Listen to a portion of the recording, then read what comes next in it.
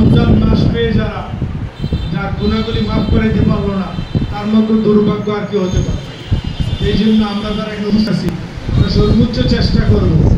Bonus offer মাস চলতেছে, এই মাসে আমাদেরকে আমাদের গুনাহ খাতা মাফ করে নিতে হবে, কোনো বিকল্প নাই। কোরআন হুদাল লিন-নাস বায়িনাতিন মিনাল হুদা ওয়াল ফুরকান। আমি এই মাসে কোরআন নাযিল করেছি, রমজান মাসে। এই জন্যই রমজান মাসে এত মর্তবা। মাস তার 11টা আছে রমজান ছাড়াও, আর এটার এত মর্যাদা কোরআন নাযিল হওয়ার কারণে। কোরআন নাযিল হওয়ার কারণে এই মাস এত মর্যাদা। এবং এই কোরআনে আল্লাহ তাআলার বক্তব্য হলো ওয়ানাজ্জালনা আলাইকাল কিতাবা তিবয়ানা লিকুল্লি শাই।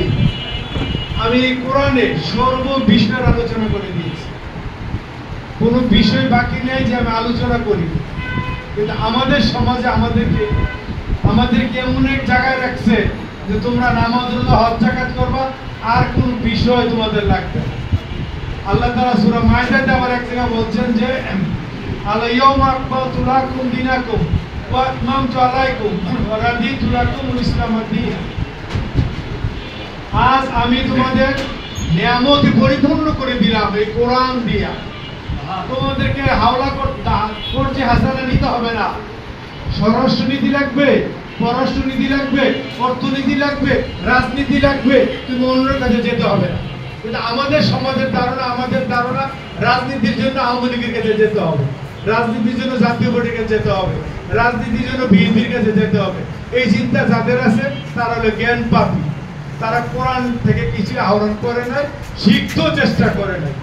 কোরআন থেকে আমাদেরকে সব বিষয়গুলি কোরআন থেকে আমাদের নিতে হবে। সম্মানিত উপস্থিতি, আল্লাহ কথাগুলি বলতে চিন্তা করতেছি, কারণ আমাদের একটা কল্যাণমুখী রাষ্ট্র লাগবে।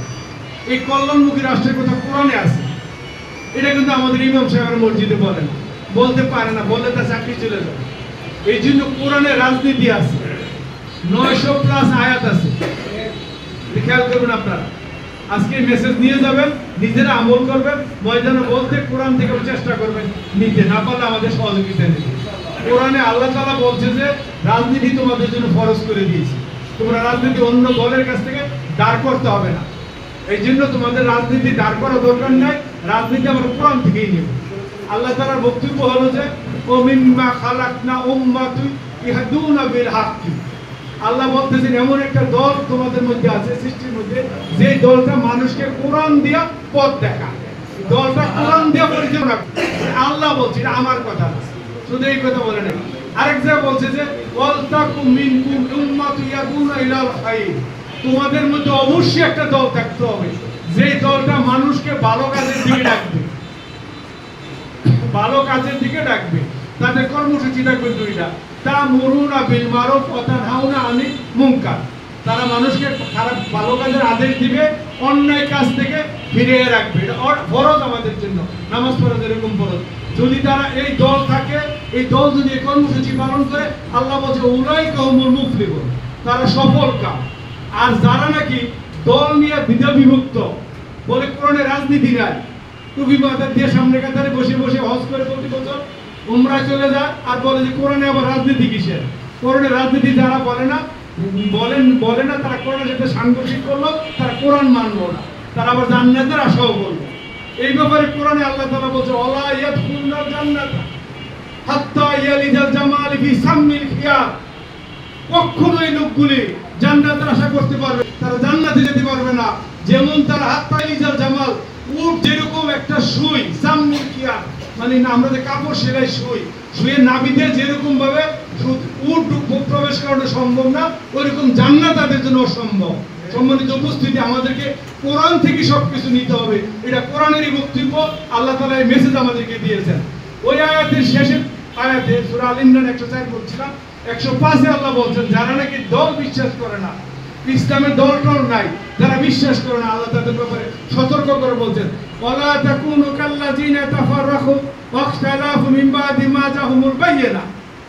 তোমরা তাদের মতো হইও না যাদের কাছে আমার স্পষ্ট কোরআন থাকার পরও তারা বিভিন্ন দলে উপদলে, তারা বিভিন্ন জাগতিক দল, বিএনপি, আওয়ামী লীগ, জাতীয় পার্টি দল করে তারা স্বার্থ হাসিলের জন্য দল তৈরি করে নিচ্ছে। তাদের ব্যাপারে কথা হলো আল্লাহর ক্লিয়ার বক্তব্য উলাইকা লাহুম আযাবুন আলীম, তারা যতই দাবি করবে আমরা মুসলমান, তারপরেও তারা জাহান্নামে যাবে, কঠিন শাস্তির জন্য অপেক্ষা করতে বলছে আল্লাহ তাআলা। আর আল্লাহ রাসূল বলছেন কি, ওমান দা বিদা ওয়াল জাহিলিয়াতে ফাহুয়া মিন জুসাই জাহান্নাম ওয়া ইনসাবা ওয়া সাল্লা আন্নাহু মুসলিমিন।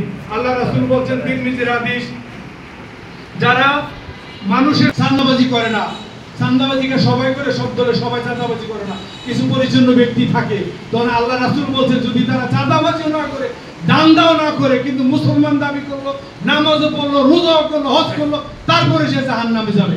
এই জন্য জাহান্নামে যাবে সে যেহেতু ইসলামের দলকে সে সাপোর্ট করলো না। এই জন্য ইসলামিক দল করা ফরজ এবং ইসলামিক দলের সমর্থন করা ফরজ আমাদের জন্য। এই জন্য আপনারা যারা উপস্থিত আছেন, এই রোজা থেকে আমাদের এই শিক্ষা নিতে হবে। এখন বর্তমানে আমাদের সমাজে এতদিন আমরা বলতে পারি না, ইমাম সাহেবরা বল কোন রাজনীতি নেবে, একটা সূরা আল্লাহ তাআলা নাযিল করেছেন, সূরাতুল মুলক। আল্লাহ তাআলা 54টা থিওরি দিয়া সূরাতুল মুলক রাজত্বের সূরা নাযিল করেছেন। দেশ রাষ্ট্র কিভাবে চলবে, রাষ্ট্রের একটা সূরাতুল বালাদ নামে আল্লাহ তাআলা সূরা বালাদ নাযিল করেছেন। কিন্তু সূরা কোরআনে নাই, কি বলেন দেখি। বিরোধী দল থাকবে, একটা দেশে প্রশাসন থাকবে, এই প্রশাসন কিভাবে থাকবে, এই প্রশাসনের জন্য সূরাতুল আহজাব নাযিল করেছেন, 4টা থিওরি, 4টা বাহিনী দিয়া সূরাত আহজাব। বিরোধী দল থাকবে, বিরোধী দলের নামে আল্লাহ তাআলা সূরা একটা নাযিল করেছেন, সূরাতুল মুজাদালা। মুজাদালা সূরার কাজই হলো আমরা যদি ওটাতে নামাজ পড়ি, রোজা থাকি, এই সূরাতে নামাজ পড়লে সমস্যা নাই। যখন সূরা মুজাদালার ওয়াজ করে বিরোধী দলের ওয়াজ করলে ওই ইমামের চাকরি থাকবে না। এই তো ঠিকই 25 রমজানে মুজাদালা, 26 রমজানে মুজাদালার তেলাওয়াত হবে।